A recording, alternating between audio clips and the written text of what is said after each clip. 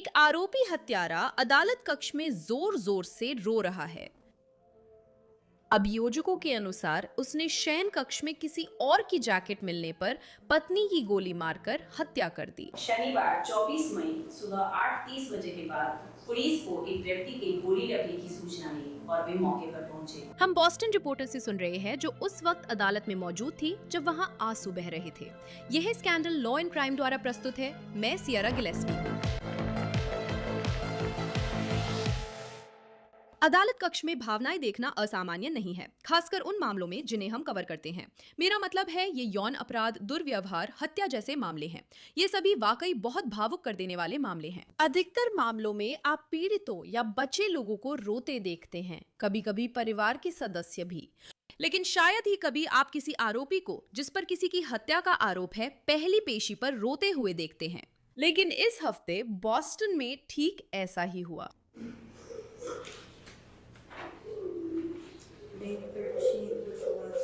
ये सप्ताहांत में अपनी पत्नी जैकलिन की हत्या के आरोपी मैसाचुसेट्स निवासी 58 वर्षीय शॉन ब्रेवर की करा है। आज का स्कैंडल हमें विंथ्रॉप मैसाचुसेट्स ले चलता है, जो बॉस्टन के उत्तर पूर्व में है। यहाँ शॉन और उनकी पत्नी 47 वर्षीय जैकली बेरी रहते हैं। शॉन के वकील ने सीबीएस बॉस्टन को बताया कि ये जोड़ा हाल ही में खुशी खुशी शादीशुदा हुआ था। सप्ताहांत में गोलियों की आवाज पर पुलिस उनके अपार्टमेंट पहुंची। तथ्य ये है कि शनिवार 24 मई की सुबह करीब 8:30 बजे के तुरंत बाद पुलिस को 20 नंबर पर किसी व्यक्ति के गोली लगने की सूचना मिली। पुलिस पहुंची तो 47 वर्षीय जैकलीन बेरी को बिस्तर पर गोली लगने के घाव के साथ पाया। उनके पति शॉन ब्रेवर, जो इस अदालत में आरोपी हैं, पुलिस के आने पर घर में थे। उन्होंने पुलिस को बताया कि उस सुबह वो चर्च जाने से पहले अपने बेडरूम की सफाई कर रहे थे, जब उन्हें अपने और अपनी पत्नी के बेडरूम में कुछ ऐसी चीजें मिली जो उनकी नहीं थी, जिनमें एक जैकेट भी थी जिसकी जेब में आग्नेयास्त्र था। उन्होंने बताया कि उन्होंने वो आग्नेयास्त्र बाहर निकाला ताकि वो मिस बेरी से उसके बारे में पूछ सके। उन्होंने कहा कि ट्रिगर को नहीं छुआ और वो जेब में नहीं था, फिर भी वो चल गया और मिस बेरी को लग गया। मैं यहाँ थोड़ी देर के लिए रुकना चाहूंगी ताकि ये नोट कर सकूं कि जैसे ही अभियोजक अदालत को ये समझा रहे हैं कि कथित तौर पर क्या हुआ था, आप देख सकते हैं कि शॉन सच में रोना शुरू कर देते हैं। हमारे पास ये सब कैमरे में रिकॉर्ड है। आज के इंटरव्यू में हम सीबीएस बॉस्टन की रिपोर्टर की भी सुनेंगे, जो कोर्ट रूम में थी। लेकिन सबसे पहले अभियोजकों के मुताबिक क्या हुआ था। उनका आरोप है कि रविवार सुबह शॉन अपने बेडरूम में थे, इससे पहले कि वे चर्च जाने के लिए निकले। तभी उन्हें वहां एक जैकेट और बंदूक मिली जो उनकी नहीं थी। ये चीजें किसकी थी, ये साफ नहीं था। अभियोजकों ने इस बारे में कोई अटकलें नहीं लगाईं कि वे किसी और आदमी की थीं या इसमें कोई कथित अफेयर शामिल था। वे कहते हैं कि बंदूक चल गई और जैकी को गोली लगी जब वो बिस्तर पर थी। तलाशी वारंट के तहत अपार्टमेंट की तलाशी ली गई। 48 घंटे की बरामदगी और हथियार मिला। मैं कारतूस के कागज नहीं निकालना चाहता। ये चली हुई कारतूस का खोखा है। मिस बेरी को मृत घोषित किया गया था और मुख्य चिकित्सा अधिकारी ने मृत्यु का कारण तय किया। शॉन ब्रेवर पर अब जैकी की मौत के मामले में गैर इरादतन हत्या का आरोप है। ये वीडियो कल बॉस्टन म्युनिसिपल कोर्ट में पेशी का है। सुनवाई में अभियोजकों ने शॉन के पुराने अपराध तुरंत उजागर किए। इन तथ्यों के अलावा आरोपी के आपराधिक रिकॉर्ड में हमला, गंभीर हमला और घातक हथियार से हमले के मामले शामिल हैं। उसका आपराधिक रिकॉर्ड लंबा है, जिसमें हिंसा और नशीली दवाओं से जुड़े कई अपराध शामिल हैं। इसके अलावा उसके खिलाफ बॉस्टन म्युनिसिपल कोर्ट के सेंट्रल डिवीजन में 11 नवंबर की तारीख को हमले और मारपीट का एक लंबित मामला भी है। एक पुलिस अधिकारी पर हमला और मारपीट, और उसका नाम कॉमन लॉ जूरी के सामने आखिरी बार एक मामले के लिए गया था। तथ्यों और रिकॉर्ड को देखते हुए मैं अदालत से $11,000 की जमानत तय करने का अनुरोध करती हूँ। प्रतिवादी की जमानत रद्द हुई और उन्हें फैसले तक इमारत में रहने का आदेश मिला। मेरी कोई टिप्पणी नहीं है। सीबीएस बॉस्टन के अनुसार शॉन की उस अन्य लंबित मामले में जमानत रद्द कर दी गई थी, लेकिन कथित गैर इरादतन हत्या के मामले में जमानत की राशि काफी अधिक रखी गई थी। ये हैं इस मामले के जज। मैं जमानत राशि $1,00,000 तय कर रही हूँ, जैसा आमतौर पर अनुरोध होता है। ये उस स्थान के लिए सामान्य है और वहाँ के निवासियों से संपर्क नहीं रखना है, लेकिन यह वकील पर लागू नहीं होता।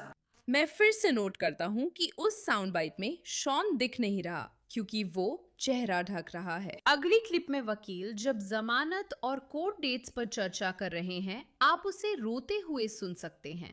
जमानत रद्द करने की चेतावनी और आपके पास दस्तावेज नंबर 2401 CR 63100 है, तो मैं इसे पोस्ट कर दूंगी। क्या आप कोई टिप्पणी करना चाहेंगे? ठीक है। तो ये 7 दिनों की रद्दीकरण होगी। मुझे लगता है 60। 60 दिन समुद्र तट की जिंदगी।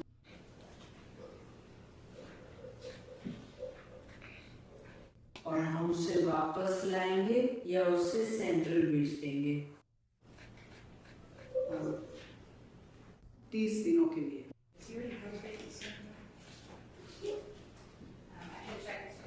क्या आपके पास कोई सवाल है? मुझे लगता है बस इतना ही। हाँ, मैं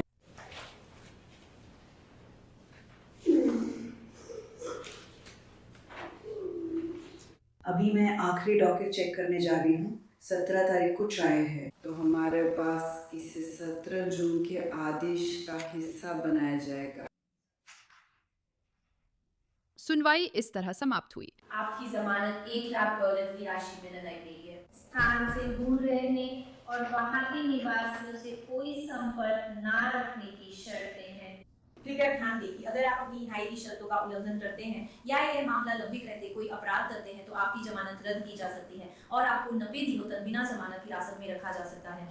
हमारी आखिरी क्लिप में शॉन फिर से रोते हुए अपना चेहरा ढक रहे हैं। कॉनॉर्ड ने C1 और समझौते के अनुसार प्रस्ताव रखा। मेयर कॉमन सले ने कहा कि प्रतिवादी की जमानत नहीं रोकी गई है। यही सुनवाई खत्म हुई, पर कहानी खत्म नहीं होती। CBS बॉस्टन की reporter Louisa Moller court room और बाहर दोनों जगह थी जहां शॉन के डिफेंस अटॉर्नी ने बात की थी। लुइसा की रिपोर्ट के अनुसार डिफेंस ने कहा कि जैकी के आखिरी शब्दों से ये दुर्घटनावश हुई गोलीबारी साबित होती है। वे शब्द क्या थे ये अभी भी स्पष्ट नहीं है, और क्या शॉन ही एकमात्र गवाह थे ये भी स्पष्ट नहीं है। डिफेंस का कहना है कि शॉन को बेडरूम में जो सामान मिला वो किसका था वे सुनिश्चित नहीं कर पा रहे हैं, क्योंकि जैकेट और बंदूक किसकी थी ये अब भी पता नहीं है। तो यहाँ अभी भी बहुत से सवाल बाकी हैं, जैसा कि अभियोजकों ने भी बताया। हमारे पास जैकी की मौत का कारण भी अब तक नहीं है, लेकिन सबसे अहम बात यह है कि एक जिंदगी अधूरी रह गई। उसके परिवार ने भी CBS बॉस्टन से बात की और उन्होंने कहा, उद्धरण, जैकी बहुत प्यारी, वफादार, प्यार करने वाली और दयालु थी। वो सबका ख्याल रखने वाली थी। वो बहुतों के लिए बहन, बेटी, आंटी, भतीजी, दोस्त और कजिन थी, और उसे इन रिश्तों पर नाज था। इस नुकसान का हम सब पर पड़ा असर शब्दों में नहीं बताया जा सकता। आज दुनिया कम रोशन है क्योंकि वो अब हमारे साथ नहीं है। जैकी, हम तुम्हें अपनी पूरी जिंदगी प्यार करेंगे और याद करेंगे। CBS बॉस्टन ने जैकी के मकान मालिक से बात की, जिन्होंने उन्हें बहुत अच्छी किराएदार कहा, लेकिन उन्होंने ये भी कहा कि शॉन को किराएदार के रूप में लीज पर मंजूरी नहीं मिली थी। एक बयान में ब्लू स्काई रियलिटी ने कहा, हमें उनका कोई आवेदन कभी नहीं मिला। वो हमारी किसी भी लीज पर नहीं थे और हमें कभी भी इमारत में उन्हें अतिरिक्त किराएदार के रूप में स्वीकार करने के लिए कोई अनुरोध नहीं मिला। इस कठिन समय में हमारी संवेदनाएं और प्रार्थनाएं जैकलीन के परिवार व दोस्तों के साथ हैं। ये दुखद मामला है, लेकिन इसे बाकी मामलों से अलग बनाता है। लॉ एंड क्राइम पर हम जिन बाकी मामलों को कवर करते हैं उनसे इस केस को अलग बनाती है अदालत में प्रतिवादी की प्रतिक्रिया। तो इसे और करीब से देखने के लिए हमारे साथ अब CBS बॉस्टन की रिपोर्टर लुइसा मोलर जुड़ी हैं, जो वास्तव में अदालत कक्ष में मौजूद हैं।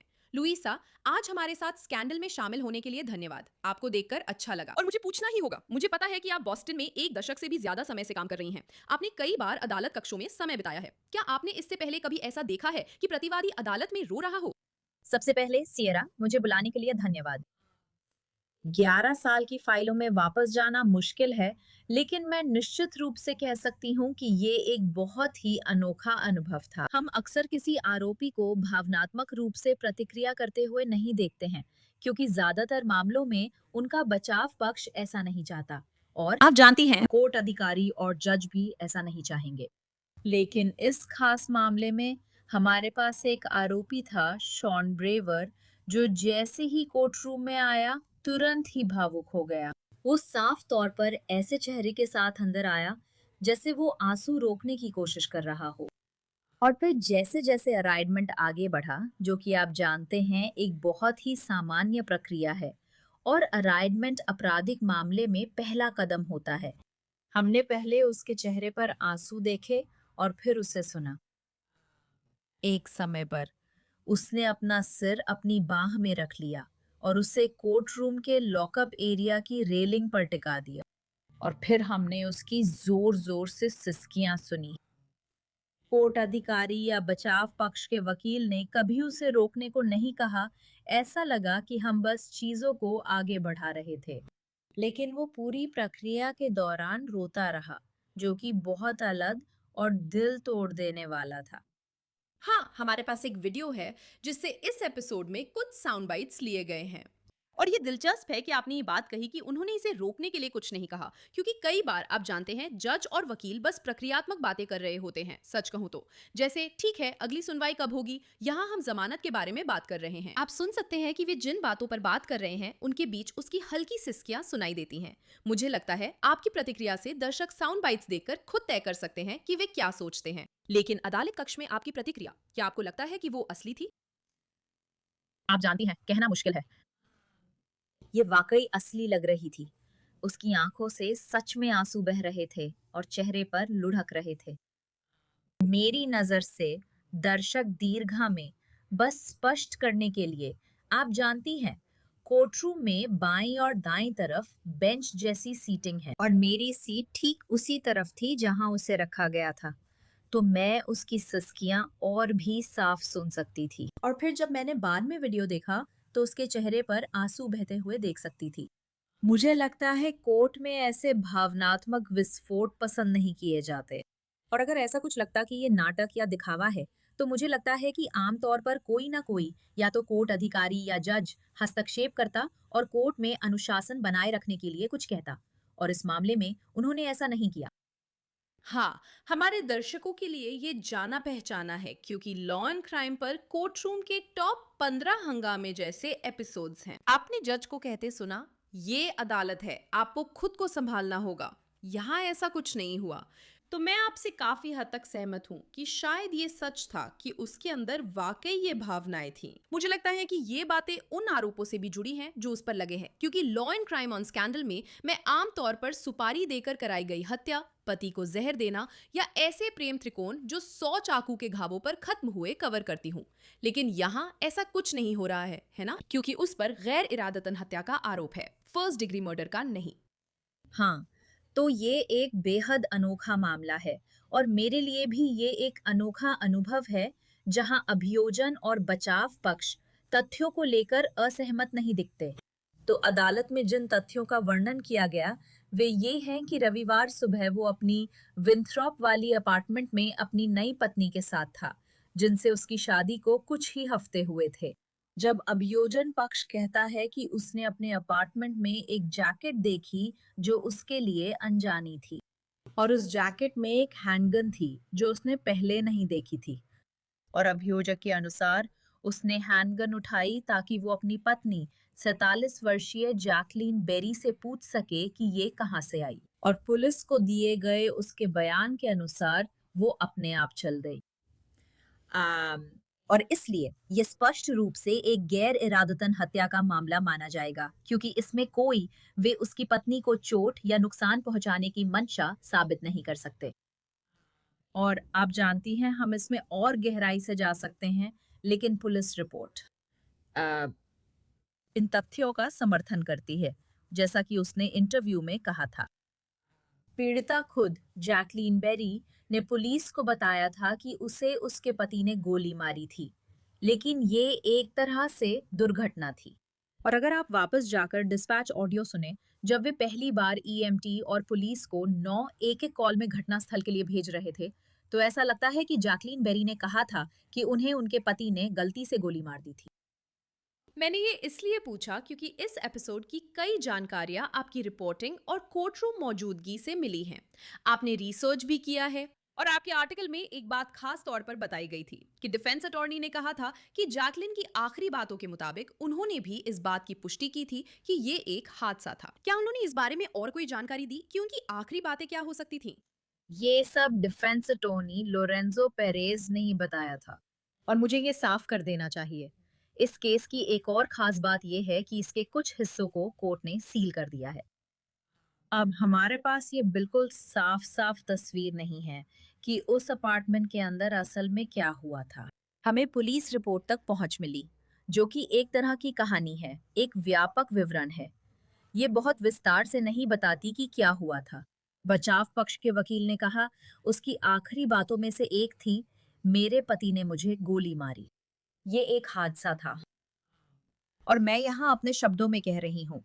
लेकिन फिर भी राज्य पुलिस ने अपनी पुलिस रिपोर्ट में इस बयान की पुष्टि की है कि उसने कहा था कि ये एक हादसा था।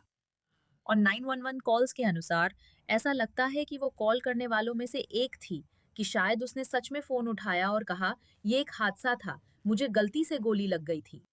वाह, ये उसके बचाव के लिए भी मददगार है, क्योंकि यहाँ हम ज्यादातर फर्स्ट डिग्री मर्डर, पूर्व नियोजित हत्या के मामले कवर करते हैं और टेक्स्ट मैसेजेस देखते हैं। आज जानती है पति क्या सर्च कर रहा था, मर्डर करके कैसे बचा जाए। जैसे उदाहरण के लिए ब्रायन वॉच का केस, जिसे मुझे यकीन है कि आपने WBZ पर कवर किया होगा। वहां हमने कई ऐसे सर्च जो उसके खिलाफ जाते थे देखे थे। यहाँ मामला वैसा नहीं लगता। हालांकि शो स्कैंडल की होस्ट के रूप में मुझे खास तौर पर यह ध्यान आया कि उसने बताया कि उसके घर में एक अनजान जैकेट और बंदूक मिली। और मैं सोच रही हूँ, क्या कोई अफेयर था? क्या वो किसी आदमी की जैकेट थी? क्या वो कोई था? क्या इस बात का कोई संकेत है कि वो जैकेट किसकी हो सकती थी? साफ कहूं तो नहीं। मैंने खास तौर पर डिफेंस अटॉर्नी से पूछा। उन्होंने कहा कि अराइनमेंट से पहले उन्होंने क्लाइंट के साथ 2 घंटे बिताए। और मैंने पूछा, क्या उन्होंने आपको कोई संकेत दिया कि ये अनजान कपड़े या अनजान हथियार कहाँ से आए? उन्होंने कहा, खैर, उन्होंने ना नहीं कहा, लेकिन उन्होंने कहा कि वे तथ्यों की जांच कर रहे हैं। और इस समय एक अज्ञात व्यक्ति वो सामान उनके अपार्टमेंट में लेकर आया था।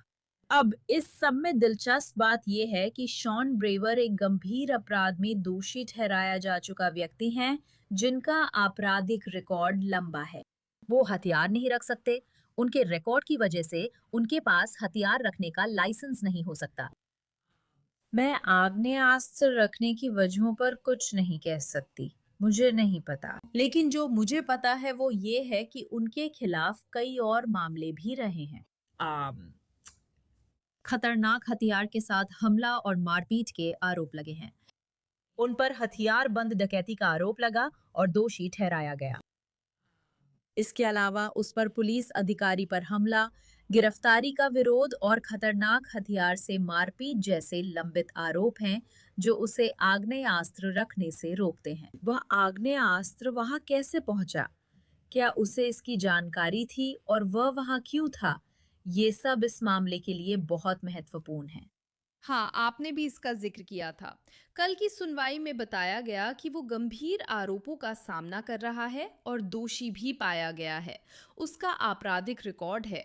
यही चीजें जटिल होती हैं, क्योंकि हमेशा पुराने गलत काम आरोपी के खिलाफ नहीं लाए जा सकते। इस मामले में ये अप्रासंगिक हो सकता है। बचाव पक्ष तर्क दे सकता है, वही अभियोजन पक्ष कह सकता है। क्या इससे साबित होता है कि इस व्यक्ति में कोई हिंसक प्रवृत्ति थी? जैसा आपने बताया, दोनों सहमत दिखते हैं। मुझे लगता है हेडलाइन थी कि अभियोजक ने कहा बंदूक अपने आप चल गई थी। क्या ये दिखाता है कि व्यक्ति ने पहले से योजना बनाई थी या ये दुर्घटना थी? उसका आपराधिक रिकॉर्ड और बंदूक किसकी थी? इसमें कई बातें हैं। और मुझे लगता है कि आपके अनुभव में यह तथ्य कि उस पर ये अन्य आरोप भी हैं, क्या आपको लगता है कि इसे भी ध्यान में रखा जा सकता है? मेरा मतलब है, इस बारे में आपके क्या विचार हैं? मुझे नहीं लगता कि ये गैर इरादतन हत्या में इरादे से जुड़ा होगा, क्योंकि वे इरादा साबित नहीं कर पाएंगे। मेरा मतलब है, अगर हम देखें कि उसकी पत्नी कह रही है कि उसे गलती से गोली लगी, वहां कारतूस का एक खाली खोल था और उसके पेट में गोली का घाव था। मेरा मतलब है, मैं कोई राज्य पुलिस हत्या जांच करता नहीं हूँ, लेकिन ये उसकी कहानी का समर्थन करता हुआ लगता है। लेकिन उस पर इसके अलावा भी आरोप लगाए गए हैं। अम, बिना लाइसेंस आग्नेयास्त्र और गोलियां रखने का आरोप, और उस पर बॉस्टन म्युनिसिपल कोर्ट में पुलिस अधिकारी पर हमला और मारपीट का एक साथ चल रहा आरोप भी है, जिसका ट्रायल होने वाला है। मुझे नहीं पता, शायद 2 हफ्ते में। तो मुझे लगता है कि आप यहाँ पाएंगे कि शायद अभियोजक गैर इरादतन हत्या के आरोप पर ज्यादा जोर नहीं देंगे, क्योंकि उन्हें पता है कि उस पर एक और मामला चल रहा है जो शायद उसे लंबे समय के लिए जेल भेज सकता है। शायद वे इसे प्ली डील में शामिल कर सकते हैं। मुझे नहीं लगता वे इरादा साबित करने की ज्यादा कोशिश करेंगे, क्योंकि उनके पास समानांतर मामला है। और मुझे लगता है कि मुझे ये भी पूछना चाहिए क्योंकि हमारे दर्शक देश भर से ही नहीं बल्कि दुनिया भर से हैं। लोग जानते हैं बॉस्टन कहाँ है, लेकिन क्या ये ऐसा इलाका है जहाँ ऐसी घटना होने की उम्मीद की जाती है? मेरा मतलब है लोगों के दिमाग में द टाउन, द डिपार्टेड या सऊदी मत जाओ जैसे स्टीरियोटाइप्स हैं, जबकि अब पहले जैसा नहीं है। मेरा मतलब है, लेकिन क्या आप उसके लंबे आपराधिक रिकॉर्ड को देखते हुए ऐसी घटनाएं होते हुए देखते हैं? उसके ऊपर मुकदमा चल रहा है, ये सारी बातें हैं। क्या आप बॉस्टन के उस इलाके में ऐसी किसी चीज की उम्मीद करते हैं? ये अच्छा सवाल है, क्योंकि वो और उनकी पत्नी विंथ्रॉप में रहते थे, जो बॉस्टन शहर में नहीं है। विंथ्रॉप एक खूबसूरत, ऐतिहासिक और शांत सा कस्बा है, जो ठीक बॉस्टन हार्बर के किनारे है। वहां से लोगन एयरपोर्ट दिखाई देता है। उनका अपार्टमेंट खुद पानी से 1 ब्लॉक की दूरी पर है। पास में ही बास्केटबॉल कोर्ट्स और एक बहुत ही सुंदर खेल का मैदान है। तो विंथ्रॉप खुद ऐसा इलाका नहीं है जहां हम ऐसी किसी घटना की उम्मीद करें। और दूसरी बात है वो समय जब ये सब हुआ। मेरा मतलब है 911 कॉल सुबह करीब 8:30 बजे आई थी। बिल्कुल अजीब बात है। आप कभी नहीं सोचते कि किसी तरह की घरेलू घटना या हिंसक घटना रविवार सुबह, वो भी छुट्टी के वीकेंड पर हो सकती है। तो नहीं, विंथ्रॉप ऐसा इलाका नहीं है जिसे आप बदहाल या अपराधग्रस्त कहें। लेकिन आप जानती हैं, कौन जानता है इस जोड़े के साथ क्या चल रहा था? उनकी शादी को कुछ ही हफ्ते हुए थे और हमें उसके परिवार से ये सुनने को मिला कि उन्होंने उसे हमेशा दयालु, देखभाल करने वाली एक बहन, बुआ और कजिन के रूप में ही बताया। उसने हाल ही में ये अपार्टमेंट साथ में लेने के लिए आवेदन किया था। और आप जानते हैं, यहाँ तक कि उनकी रियल्टर ने भी हमें एक बयान भेजा जिसमें कहा गया कि वो एक शानदार किराएदार थीं, एक आदर्श नागरिक थीं। तो आप जानती हैं, कौन जानता है कि शायद एक जोड़े के रूप में वो खुद को सुधारने की कोशिश कर रहे थे या क्या कर रहे थे। फिर ये दुखद घटना उसी छोटे मोहल्ले में होती है जो बंदरगाह के पास है, जहां ऐसी घटना की उम्मीद नहीं थी। हाँ, और मुझे लगता है कि आपकी रिपोर्टिंग में भी आपने बताया था कि उन्होंने कहा था कि वो चर्च जाने की तैयारी कर रहे थे और फिर उन्हें एक ऐसी जैकेट जिसे वो नहीं पहचानते थे और वहां पर बंदूक मिला, जो फिर से अजीब है। यहाँ जिन अन्य मामलों को हम कवर करते हैं ये वैसा नहीं है। ऐसा लगता है कि वो चर्च जाने की तैयारी कर रहे थे, उन्हें ये जैकेट मिली, शायद बंदूक चल गई हो। मुझे जानना है कि वो जैकेट किसकी थी, वो बंदूक किसकी थी। ये सब बातें, ये ऐसे सवाल हैं जो हमारे पास अभी भी हैं और मुझे लगता है कि ये बस एक तरह का अनुमान लगाने वाला सवाल है, क्योंकि हम आज के लिए समेट रहे हैं। आपके क्या विचार हैं? मुझे पता है आपने इस मामले में संभावित प्ली डील का जिक्र किया था। हम कम से कम इस बारे में इसलिए बात कर रहे हैं क्योंकि ऐसा लगता है कि उन्हें इसके लिए सच में पछतावा है। वो कोर्ट में रो रहे हैं। अगर उन्होंने अभी शादी की थी तो लगता है वो उस महिला से सच में प्यार करते थे और उसके साथ जिंदगी बिताना चाहते थे। हादसे तो हो ही जाते हैं। तो मुझे लगता है अगर आपको अपने अनुभव के आधार पर, जो आपने बॉस्टन कोर्ट सिस्टम में रिपोर्टिंग करते हुए पाया है, अनुमान लगाना हो कि क्या होगा, तो आप क्या उम्मीद करेंगी?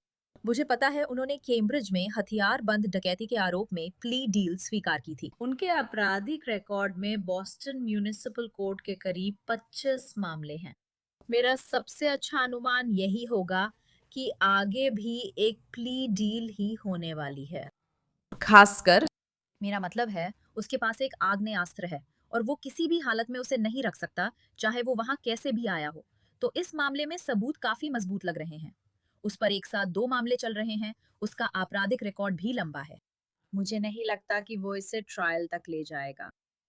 हाँ, हाँ, मैं भी कुछ हद तक ऐसा ही देख सकती हूँ। मेरा मतलब है शायद किसी तरह की प्ली डील होगी, लेकिन ये एक केस है जिसे हम कवर करते रहेंगे। और लुइसा म्यूलर हमारे साथ आने के लिए और हमें कोर्ट रूम के अंदर की झलक दिखाने, केस को समझाने के लिए धन्यवाद।